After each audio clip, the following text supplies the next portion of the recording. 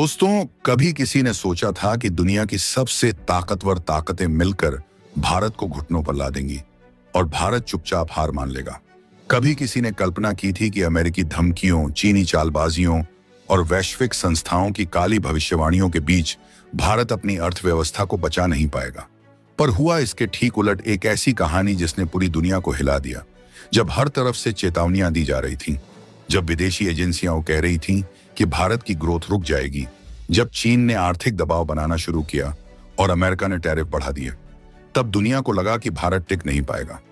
मगर इसी अंधेरे में भारत ने अपने छिपे हुए पत्ते खोले। अचानक घरेलू उद्योगों को ऐसी ताकत मिली जो वैश्विक संकट के बीच भी नई ऊंचाइयों पर पहुंचने लगी। ऊर्जा सुरक्षा से लेकर टेक्नोलॉजी इनोवेशन तक भारत ने ऐसी योजनाएं लागू की कि विरोधी स्तब्ध रह गए। IMF और वर्ल्ड बैंक, जो अब तक भारत को चेतावनियां देते नहीं थकते थे, मजबूर होकर रिपोर्टों में लिखने लगे कि भारत की अर्थव्यवस्था अब केवल राइजिंग नहीं बल्कि अनस्टॉपेबल है। हर कोई जानना चाहता था कि आखिर ऐसा कैसे हुआ। कौन सा ऐसा गुप्त कदम था जिसने भारत को न सिर्फ बचाया बल्कि दुनिया की नई आर्थिक धुरी बना दिया। वैश्विक शक्तियों की नजरें अब भारत पर टिकी हैं, लेकिन असली सस्पेंस यही है कि भारत की इस अप्रत्याशित जीत के पीछे असल कहानी क्या है। क्या यह राजनीतिक रणनीति थी, घरेलू आत्मनिर्भरता की जादुई ताकत, या फिर किसी अदृश्य वैश्विक समीकरण का हिस्सा? दुनिया के पास सवाल ज्यादा हैं, जवाब कम, और भारत के पास अब ताकत इतनी कि वह खुद तय करे कि आगे की शतरंज की बाजी किस ओर मुड़ेगी। अमेरिका अपनी आर्थिक धमकियों के साथ, चीन अपनी चालबाजियों और विस्तारवादी नीतियों के साथ, यूरोप अपनी कूटनीतिक चालों के साथ और वैश्विक वित्तीय संस्थाएं अपने काले भविष्यवाणी पत्रों के साथ मिलकर भारत को घुटनों पर ला देंगी और भारत चुपचाप हार मान लेगा। क्या कभी किसी ने कल्पना की थी कि IMF की कठोर चेतावनियां, वर्ल्ड बैंक के निराशाजनक अनुमान और अंतर्राष्ट्रीय एजेंसियों के रिपोर्ट कार्ड भारत की अर्थव्यवस्था को तोड़कर उसे एक बार फिर विकासशील देशों की लंबी कतार में पीछे धकेल देंगे? और अगर यह सब सच होता तो शायद भारत 21वीं सदी का सबसे बड़ा हारने वाला देश कहलाता। लेकिन हुआ इसके ठीक उलट। इतिहास ने करवट ली, परिदृश्य बदला और सारी वैश्विक चालें उस जगह जाकर ध्वस्त हो गईं जहां भारत ने अपने आत्मविश्वास, नवाचार और कूटनीतिक चातुर्य के दम पर दुनिया को झकझोर कर रख दिया। यह वही भारत था जिसके बारे में वॉशिंगटन की थिंक टैंकों में रात भर मीटिंग होती थी, बीजिंग के रणनीतिकार गुप्त दस्तावेज बनाते थे और ब्रुसेल्स की कॉन्फ्रेंसों में आर्थिक विफलता के सूत्र गिनाए जाते थे। कहते थे कि भारत की जनसंख्या बोझ बन जाएगी, बेरोजगारी विस्फोट करेगी, ऊर्जा संकट पैदा होगा और वित्तीय घाटा भारत को IMF के दरवाजे पर झुका देगा। लेकिन इन भविष्यवाणियों की बुनियाद रेत की दीवार की तरह ढह गई, क्योंकि भारत ने हर संकट को अवसर में बदला। अमेरिका ने सोचा कि प्रतिबंध लगाकर भारत को झुका लेगा, तेल खरीद पर अंकुश, टेक्नोलॉजी एक्सपोर्ट पर रोक और डॉलर पर निर्भरता को हथियार बनाकर भारत को दबाने की कोशिश की गई। चीन ने सोचा कि सीमा पर दबाव बनाकर और आर्थिक बाजार में सस्ता माल भरकर भारत की इंडस्ट्री को तोड़ देगा। यूरोप ने सोचा कि जलवायु परिवर्तन और व्यापारिक टैरिफ के नाम पर भारत के निर्यात पर अंकुश लगा देगा। IMF एंड वर्ल्ड बैंक ने भविष्यवाणी की कि भारत की ग्रोथ दर 2 से 3% से ऊपर नहीं जा पाएगी और देश भारी ऋण के बोझ से दब जाएगा। लेकिन रहस्य यह था कि भारत ने इन सब का जवाब सीधे मैदान में उतरकर नहीं बल्कि परछाइयों में खेल कर दिया। डिजिटल इंडिया और स्टार्टअप इंडिया जैसे अभियानों ने एक ऐसा नेटवर्क खड़ा किया जिसने छोटे छोटे नवाचारों को वैश्विक ताकत में बदल दिया। गांव-गांव में इंटरनेट पहुंचा, करोड़ों युवा डिजिटल अर्थव्यवस्था में शामिल हुए और भारत एक ऐसा बाजार बन गया जहां तकनीकी क्रांति ने IMF की सभी गणनाओं को बेकार कर दिया। जबकि IMF मानता रहा कि भारत की डिजिटल ड्रीम केवल आंकड़ों का खेल है, हकीकत यह बनी कि आज दुनिया का सबसे बड़ा फिनटेक नेटवर्क भारत के पास है और उसकी वजह से गांव का किसान भी उसी वित्तीय तंत्र से जुड़ गया जिससे मुंबई का निवेशक जुड़ा है। खेल यहीं खत्म नहीं हुआ। अमेरिका ने जब रूस यूक्रेन युद्ध के दौरान भारत पर दबाव डाला कि वह रूसी तेल खरीद बंद करे, तब वैश्विक मीडिया में यह खबर चली कि भारत अब टूट जाएगा क्योंकि उसे सस्ती ऊर्जा नहीं मिलेगी। लेकिन भारत ने उलटा खेला, रूस से तेल खरीदकर न केवल अपनी जरूरतें पूरी की बल्कि उस तेल को प्रोसेस कर दूसरे देशों को बेचकर मुनाफा कमाया। IMF और वर्ल्ड बैंक के अर्थशास्त्रियों ने माथा पकड़ा कि भारत की यह नीति कैसे काम कर रही है। डॉलर की पकड़ तोड़ने के लिए भारत ने रूस, खाड़ी देशों और अफ्रीका के साथ स्थानीय मुद्राओं में व्यापार शुरू किया। यह वही चाल थी जिसने अंतर्राष्ट्रीय वित्तीय संस्थाओं की नींव हिला दी। चीन ने सोचा कि अपने बेल्ट एंड रोड इनिशिएटिव से भारत को चारों ओर से घेर लेगा, लेकिन भारत ने act east policy, Indo Pacific vision और क्वाड गठबंधन के जरिए चीन की घेराबंदी कर दी। खेल तब और गहरा हो गया जब जापान, ऑस्ट्रेलिया और अमेरिका जैसे देश भी भारत के साथ खड़े हो गए और बीजिंग को पीछे हटना पड़ा। भारत ने अफ्रीका, खाड़ी और दक्षिण अमेरिका में निवेश बढ़ाकर यह दिखा दिया कि उसका आर्थिक दायरा अब एशिया तक सीमित नहीं है, बल्कि वह ग्लोबल प्लेयर बन चुका है। IMF एंड वर्ल्ड बैंक की रिपोर्टें कहती रहीं कि भारत में महंगाई बेकाबू होगी, बेरोजगारी फटेगी और विदेशी निवेश भाग जाएगा। लेकिन जब दुनिया ने देखा कि वैश्विक मंदी के बीच भी भारत में विदेशी कंपनियां निवेश करने के लिए लाइन लगा रही हैं, तब इन संस्थाओं की रिपोर्टें खुद अपनी साख खो बैठी। माइक्रोसॉफ्ट, गूगल, टेस्ला, एप्पल सभी ने भारत में बड़े निवेश का ऐलान किया और भारत टेक्नोलॉजी निर्माण का नया हब बन गया। खेल की पराकाष्ठा तब आई जब भारत ने अपनी मुद्रा को वैश्विक स्तर पर मजबूत करने की दिशा में पहला ठोस कदम उठाया।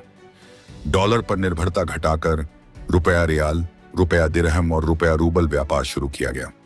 IMF, जिसने बार बार कहा था कि भारत की करेंसी कभी अंतर्राष्ट्रीय नहीं बन पाएगी, उसी IMF ने अपनी हालिया रिपोर्ट में स्वीकार किया कि भारत का मॉडल अब विकासशील देशों के लिए मिसाल है।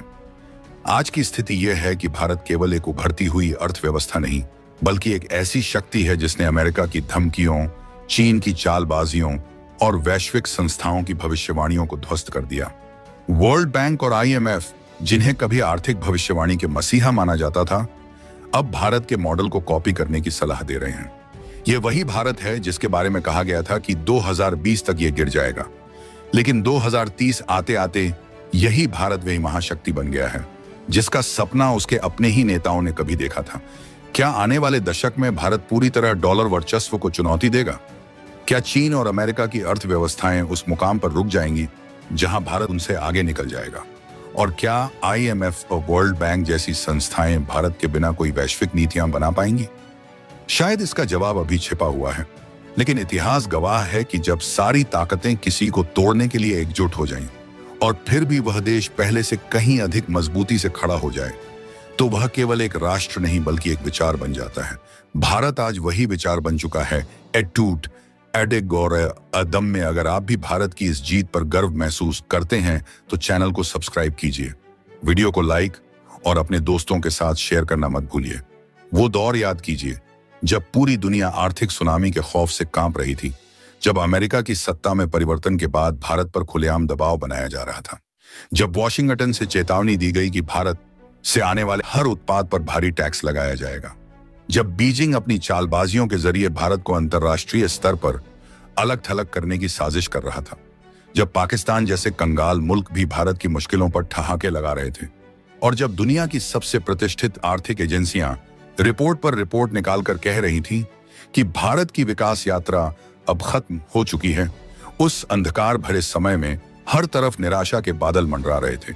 भारत के ही नामचीन अर्थशास्त्री, जिनमें अरविंद सुब्रमण्यम और रघुराम राजन जैसे बड़े नाम शामिल थे, एक सुर में कह रहे थे कि भारतीय अर्थव्यवस्था एक स्थायी सुस्ती में फंस चुकी है।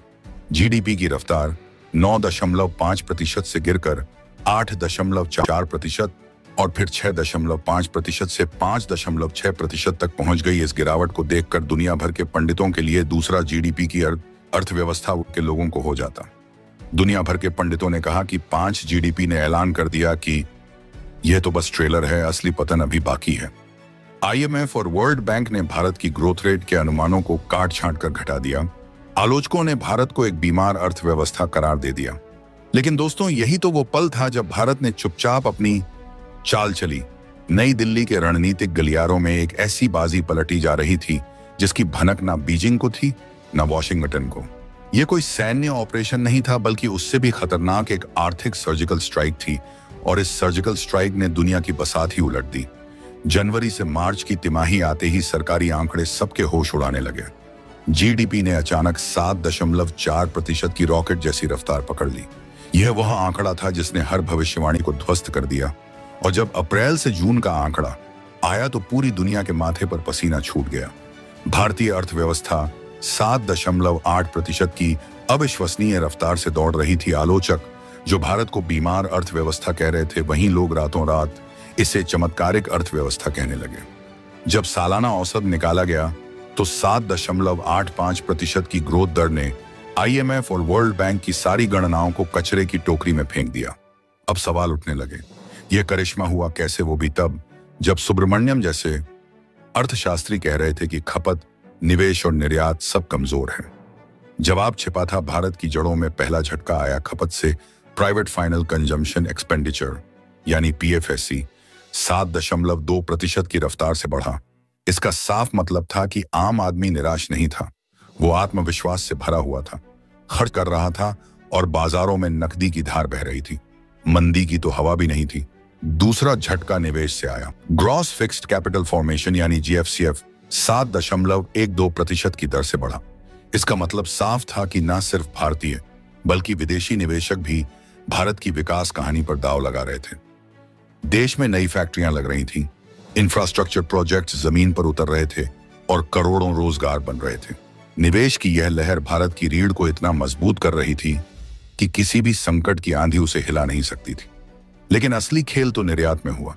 जब ट्रंप ने भारत पर भारी टैरिफ लगाने की धमकी दी तो आलोचकों ने फिर से शोर मचाना शुरू कर दिया कि भारत का निर्यात क्षेत्र अब धराशायी हो जाएगा।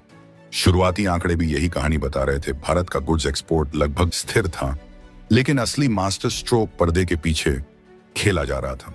भारत ने माल के बजाय सेवाओं के निर्यात पर पूरा जोर लगा दिया।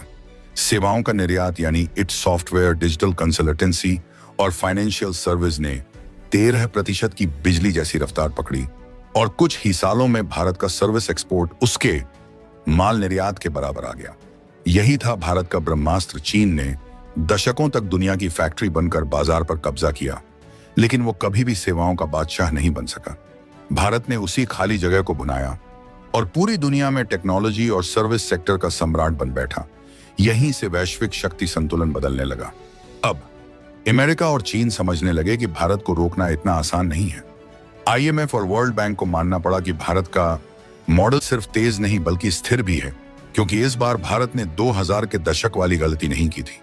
उस समय बैंकों ने अंधाधुंध कर्ज बांटे, उद्योगपतियों ने अव्यवहारिक प्रोजेक्ट्स के लिए हजारों करोड़ों रुपए डुबो दिए और अंत में पूरा बैंकिंग सेक्टर संकट में डूब गया।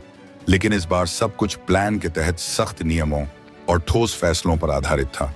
भारत का करंट अकाउंट डेफिसिट लगभग 0 पर आ गया, यानी जितना आयात हो रहा था उतना ही निर्यात भी पैसा देश के भीतर ही घूम रहा था।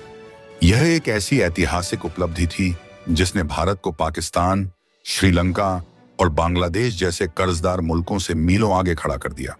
जब यह देश आईएमएफ से चंद अरब डॉलर के लिए गिड़गिड़ा रहे थे, भारत मजबूती से अपनी शर्तों पर खड़ा था। अब बड़ा सवाल सामने आया, भविष्य में क्या होगा? क्या अमेरिकी टैरिफ भारत को रोक पाएगा? जब विशेषज्ञों ने इसका विश्लेषण किया तो जो सच सामने आया उसने वॉशिंगटन के भी होश उड़ा दिए। पाया गया कि यदि अमेरिका भारत से आने वाले हर उत्पाद पर 50% टैरिफ भी लगा दे तो भारत की जीडीपी पर मात्र 0.5% का असर पड़ेगा। इसका मतलब साफ था कि भारत अब किसी एक देश पर निर्भर नहीं रहा। उसने यूरोप, अफ्रीका और लैटिन अमेरिका में अपने बाजार तैयार कर लिए थे। यह था नया भारत, एक ऐसा भारत जो अब किसी की शर्तों पर नहीं चलता बल्कि पूरी दुनिया को अपनी शर्तों पर नचाता है।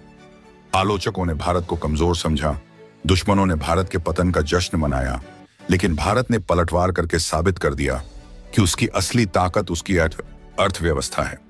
दोस्तों, आज हमने आपको भारत की उस आर्थिक कहानी से रूबरू कराया जिसे कभी दुनिया ने नामुमकिन समझा था। वह भारत जिसे कुछ साल पहले तक बीमार अर्थव्यवस्था कहकर मजाक बनाया जा रहा था, आज वही भारत वैश्विक मंच पर सबसे ताकतवर खिलाड़ियों की आंखों में आंखें डालकर खड़ा है।